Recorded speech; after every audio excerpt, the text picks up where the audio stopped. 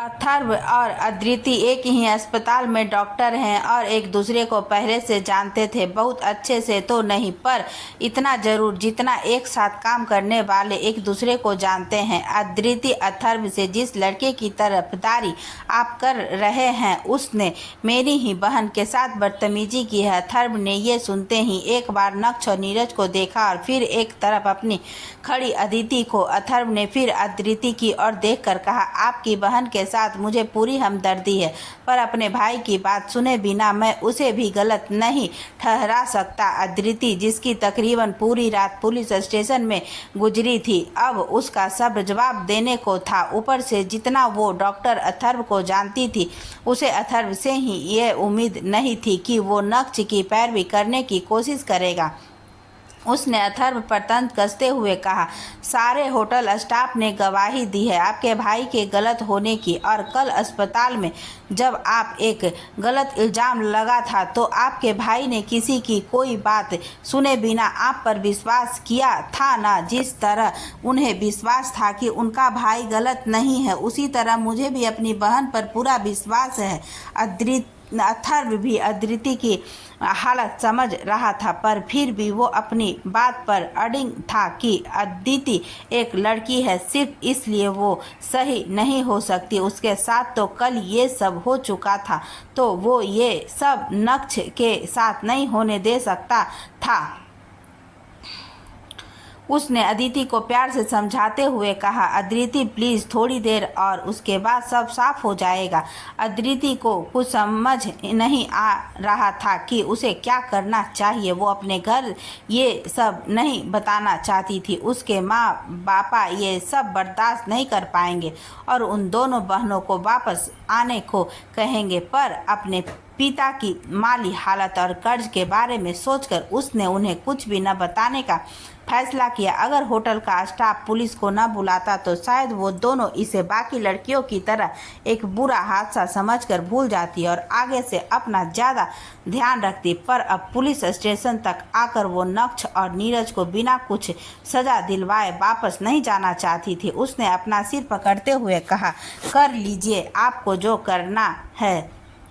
अथर्व अब नक्श के सामने आकर खड़ा हो गया और अदिति की ओर इशारा करते हुए उससे बोला, नक्श देखो, अगर ये लड़की सच बोल रही है तो बता दो और माफ़ी मांग कर मामला ख़त्म करने की कोशिश करते हैं। और अगर तुमने कुछ गलत नहीं किया है तो सच बताओ कि कल रात हुआ क्या था। अर्जुन के साथ साथ बाकी सबको लग रहा था कि नक्श कहेगा कि वो बेकसूर है और वो लड़की झूठ बोल रही है। नक्श ने एक पल को अदिति की तरफ देखा और फिर अथर्व की ओर देखकर बोला, अथर्व, अगर कोई और मुझसे पूछता तो शायद मैं बात टाल देता या झूठ बोल देता, पर तुमसे झूठ नहीं बोलूँगा। इस लड़की ने जो भी कहा है वो सब सच है। पर अथर्व, पर नक्श, पर नीरज का मुझे नहीं पता, लेकिन मेरा ऐसा कुछ करने का कोई इरादा नहीं था। हाँ, मुझ में बहुत सारी खराबी आदतें हैं, पर किसी लड़की के साथ ज़बरदस्ती नहीं। अथर्व, मैं इतना गिरा हुआ नहीं हूँ यार। अथर्व, तो फिर क्यों किया वो सब?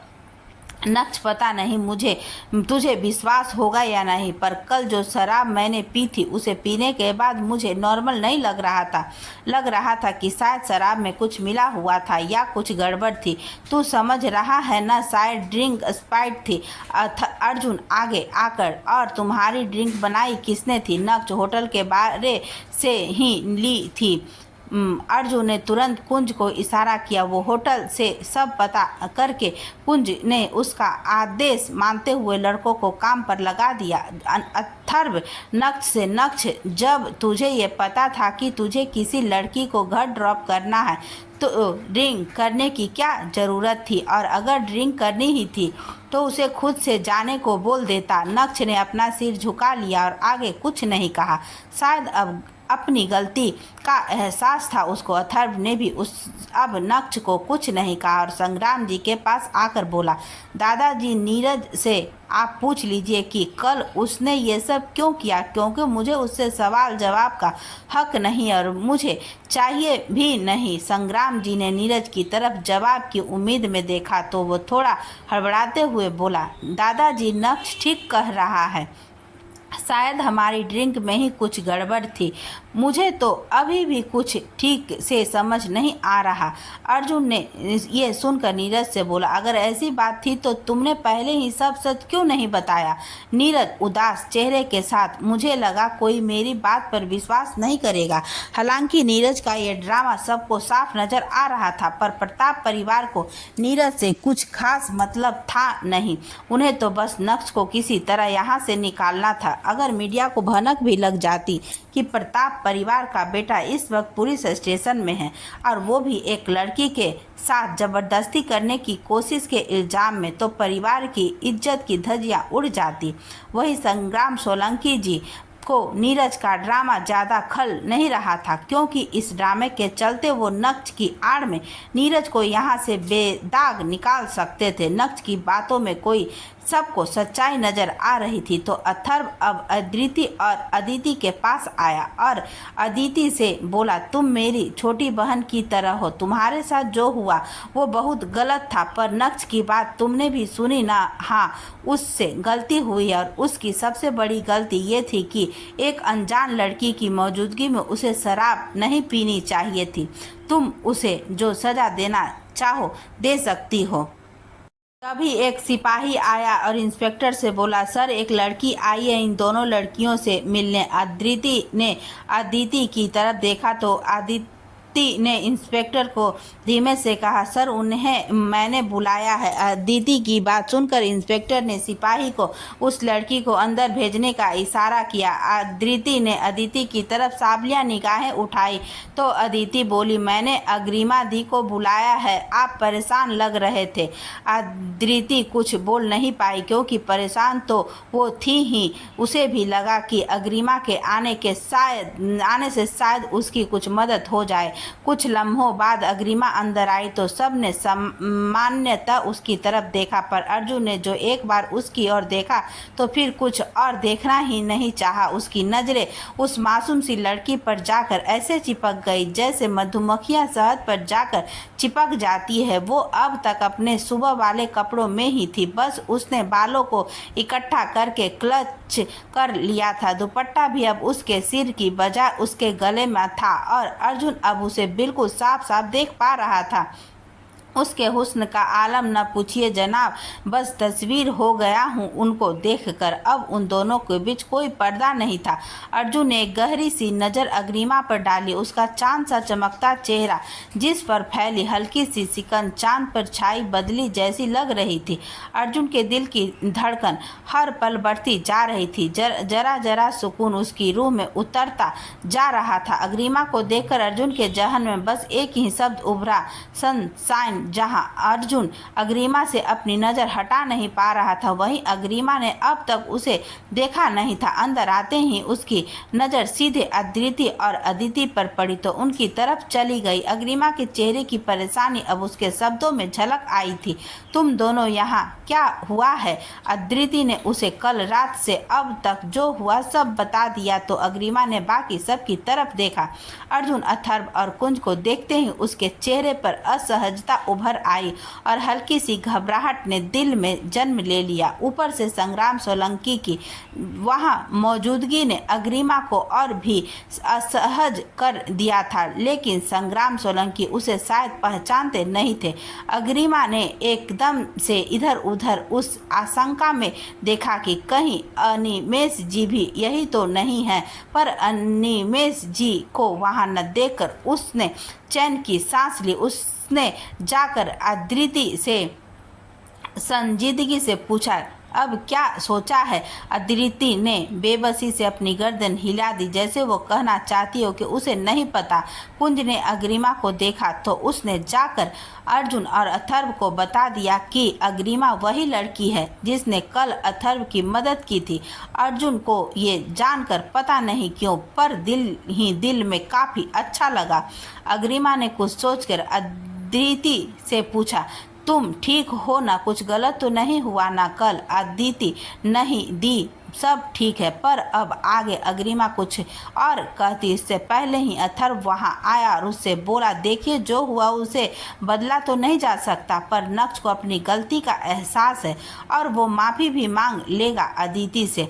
अदिति हल्के गुस्से के साथ अथर्व से बोली, माफ़ी एहसान कर रहे हैं क्या हम पर? अर्जुन को किसी भी लड़की का अपने भाई के लिए ऐसा लहजा पसंद नहीं आया। वो कुछ कहने को आगे आया, पर उससे पहले ही अग्रिमा ने अदिति से कहा, रिलैक्स अदिति, जब वो आराम से बात कर रहे हैं तो तू भी आराम से बात कर। जो भी हुआ है उसमें इनका कोई कसूर नहीं है अदिति। हाँ, नहीं है कोई कसूर इनका, पर ये कसूरवार की पैरवी कर रहे हैं। अग्रिमा कृति दिमाग को थोड़ा ठंडा करो और हालात को समझो। तुम एक डॉक्टर हो और एक डॉक्टर को इस तरह पैनिक होना शोभा नहीं देता। जिस तरह ये तुम्हारी बहन की इज्जत की बात है, उसी तरह उन्हें भी अपने परिवार के नाम और इज्जत की फिक्र है।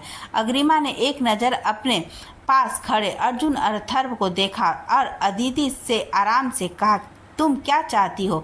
अदिति एक सामान्य से परिवार की लड़की थी और शायद आज पहली बार पुलिस स्टेशन आई थी। वो कुछ भी करने या कहने से पहले अदिति की तरफ देख रही थी और अदिति को भी इस वक्त कुछ समझ नहीं आ रहा था। अजय जी जो काफ़ी देर से ये सब देख रहे थे, उन्होंने हेमंत जी के कान में कुछ कहा तो हेमंत जी आगे आए और अदिति से कहा, बेटा नक्श की तरफ से मैं माफ़ी मांगता हूँ और आपको ये भी विश्वास दिलाता हूँ कि आगे से वो ऐसा कुछ नहीं करेगा। पर ये कंप्लेन या पुलिस केस ना हो, ये आपके लिए ठीक है और ना ही हमारे लिए। अथर्व ने अपने ताऊजी की बात का समर्थन करते हुए कहा, ताऊजी ठीक कर रहे हैं अदिति, आपको आज के बाद नक्श की वजह से कोई तकलीफ नहीं होगी और नक्श की कल की हरकत के लिए वो खुद भी आपसे माफ़ी मांग लेगा। मुझे लगता है आपको सोच समझकर फैसला करना चाहिए। अदिति ने बिना कोई जवाब दिए अपनी बहन की तरफ देखा तो अदिति ने अर्जुन की तरफ देखकर कहा, आप कुछ नहीं कहेंगे अर्जुन जी? कुछ दिन पहले आपने अपनी बहन के सम्मान के लिए उस लड़के का हाथ तोड़ दिया था, तो आज मेरी बहन के लिए आप चुप तो नहीं रह सकते। अर्जुन, मेरे लिए किसी लड़की के सम्मान से बड़ी बात कोई नहीं है। अगर तुम्हें लगता है कि नक्श और नीरज को उनके किए की सज़ा मिलनी चाहिए तो मैं बिल्कुल तुम्हारे और तुम्हारी बहन के साथ हूँ। बोलो, क्या सज़ा देना चाहती हो इन दोनों को? अर्जुन की इतनी साफ और स्पष्ट बात सुनकर अदिति एक पल को शांत हो गई।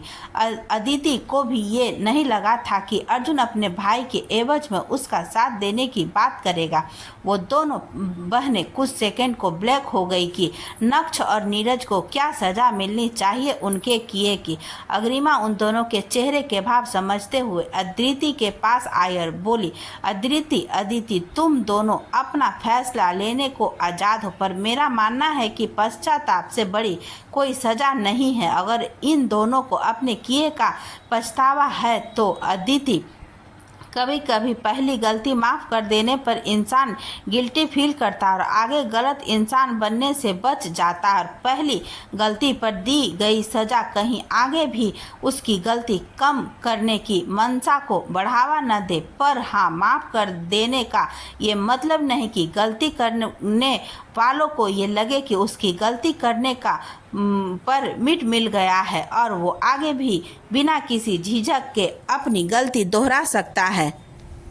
अग्रिमा की बात सुनकर अर्जुन और अथर्व एक दूसरे को देखने लगे तो अथर्व ने अर्जुन को देखकर अपनी पलकें झपकाकर उसे शांत होने को कहा। बेचारा अथर्व कहाँ जानता था कि अर्जुन तो अग्रिमा को देखकर ही शांत हो चुका था और बाकी का काम अग्रिमा की समझदारी भरी बातों ने कर दिया था। अर्जुन तो बस सनशाइन को देख रहा था जो हल्का सा मुस्कुराते हुए अदिति और अदिति को कुछ समझाने की कोशिश कर रही थी और अर्जुन धूप से मिलने वाले विटामिन डी की जगह अपनी सनशाइन के दीदार से मिल रहे विटामिन लव से खुद को पोषण दे रहा था। हालांकि अभी इस खुराक से सिर्फ उसके दिल को ही पोषण मिल रहा था और उसका दिमाग उसके दिल की इस गुस्ताखी से अनजान था। The sun is dim compared to the sunshine that comes from your smile. Atharv ने नक्श को इशारा किया तो वो अदिति के सामने आकर बोला, अदिति सॉरी, मेरा सच में ऐसा कोई इंटेंशन नहीं था। मैं मानता हूँ कि मैं कोई अच्छा लड़का नहीं हूँ, पर फिर भी मैं तुम्हारे साथ या किसी और लड़की के साथ ये सब करने के बारे में सपने में भी नहीं सोच सकता। पता नहीं कैसे वो सब, मैं सच कहूँ तो मुझे सब कुछ याद भी नहीं है, पर फिर भी मैंने जो कुछ भी गलत किया उसके लिए मैं सच में शर्मिंदा हूँ। नक्श कुछ और आगे कहता उससे पहले ही संग्राम जी का इशारा पाकर नीरज ने आकर कहा, Aditi I am sorry too. तुम तो जानती हो ना कि मैंने आज से पहले तुमसे कभी कोई बदतमीजी नहीं की। बिलीव मी, कल शायद शराब के नशे में हमें माफ़ कर दो प्लीज़। अदिति बहुत ज़्यादा मैच्योर तो नहीं थी, पर वो नक्श की बात तो सच्चाई और नीरज की बातों में छलावा साफ महसूस कर सकती थी। उसने एक बार अदिति और अग्रिमा की तरफ देखा और फिर नीरज और नक्श से बोली, ठीक है सर, मैं अपनी शिकायत वापस लेती हूँ, इस उम्मीद के साथ कि आगे से आप दोनों किसी लड़की के साथ गलत व्यवहार नहीं करेंगे, पर मैं अब आपके साथ काम नहीं कर पाऊँगी नीरज सर, इसलिए मैं अपनी जॉब छोड़ रही हूँ।